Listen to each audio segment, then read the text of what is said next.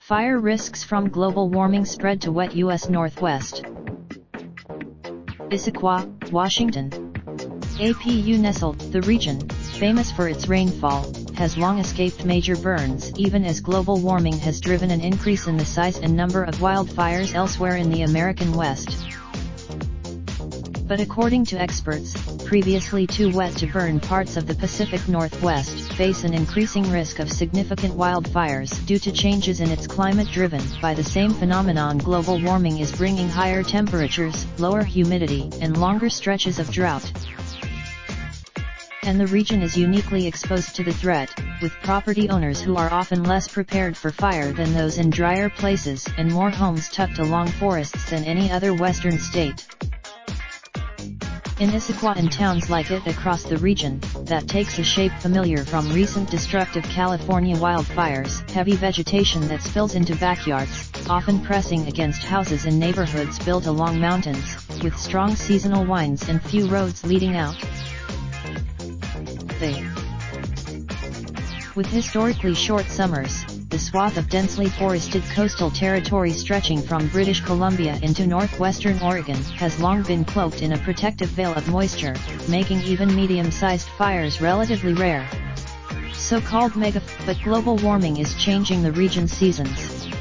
A national climate experts say these long-term changes create a special risk in Pacific Northwest forests, where past wet weather has created ample fuel for fires. Even a modest increase in contributing factors, like days without rain, could make them much more prone to burning.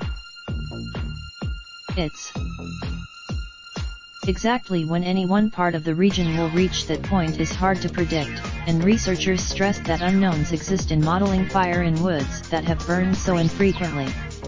But all pointed to this year's fire danger, for instance, reached above normal levels in the region a full 3 months earlier than at any time in more than 10 years, driven partly by an abnormally dry winter. And fire counts are up as of late June. Western Oregon forests have seen double the average number of fire starts from the previous decade to 48 compared with 20. Western Washington, even the region around Astoria, Oregon, which frequently gets 100+ rainy days per year, making it one of the wettest parts of the state, has seen a dozen small fires in 2018 and 2019, according to data from the Oregon Department of Forestry. That compares with last year, 40% of Washington's wildfires were on its wetter western side, according to Janet Pierce, a spokeswoman for that state's Natural Resources Agency. The risk is amplified by development patterns throughout the Pacific Northwest, where experts say the long gaps between major fires have created a perception of the forest as being too wet to burn. In part due to that perception, the region boasts some of the West's most concentrated forest edge development. A 2013 survey of development within 550 yards, 500 meters of forest lands found that just 6 counties along the foothills of Washington's Cascade Mountains host more homes in such zones than all of California.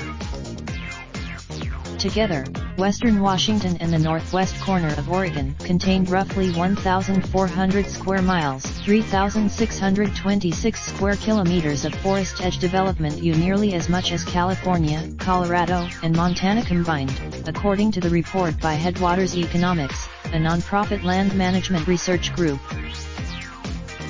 Ray Rasker, who heads the group, cautioned the report was narrower than others, which count development up to 1.5 miles, 2.4 kilometers from any type of wildland. And the results don't. But while officials in California and other states have begun reforming forest edge building and landscaping rules, such codes are still rare in the Northwest, and virtually none apply to houses already built, said Tim Ingalsby, who heads Firefighters United for Safety, Ethics and Ecology, an Oregon-based nonprofit that works to update building codes. When wildfires penetrate neighborhoods, they become much harder to fight. Fires that last year in California destroyed homes and killed residents in cities including Redding, where the Carr Fire destroyed over 1,000 homes and forced the evacuation of 38,000, and Paradise, where the Camp Fire killed more than 80 people and burned 14,000 homes. Medler, of Western Washington University, pointed to sprawl radiating from cities in the Northwest's coastal corridor, such as Seattle, toward the Cascade Mountains, which define the region's eastern edge and stretch from Canada into Oregon. The similarities between Paradise before the 2018 Camp Fire and present-day Issaquah, a bustling suburban city of 39,000 less than half an hour from Seattle's downtown, are noticeable. Both are tucked into foothills.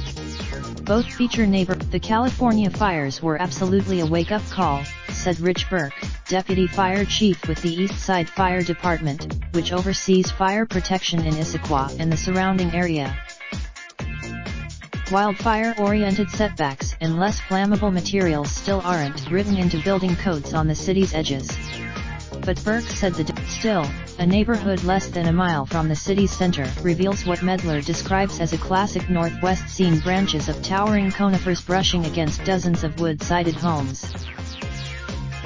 Jason Ritchie owns a home just north of Issaquah, in neighboring Sammamish, and said a 2015 fire in the woods beside his property drove home the risks.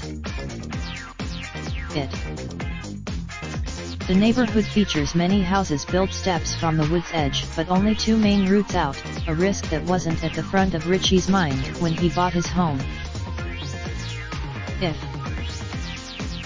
Questions remain about wildfire risks in previously wet forests, in part because they have burned so infrequently in the past, said Crystal Raymond, a fire ecologist with the University of Washington's Climate Impact Group.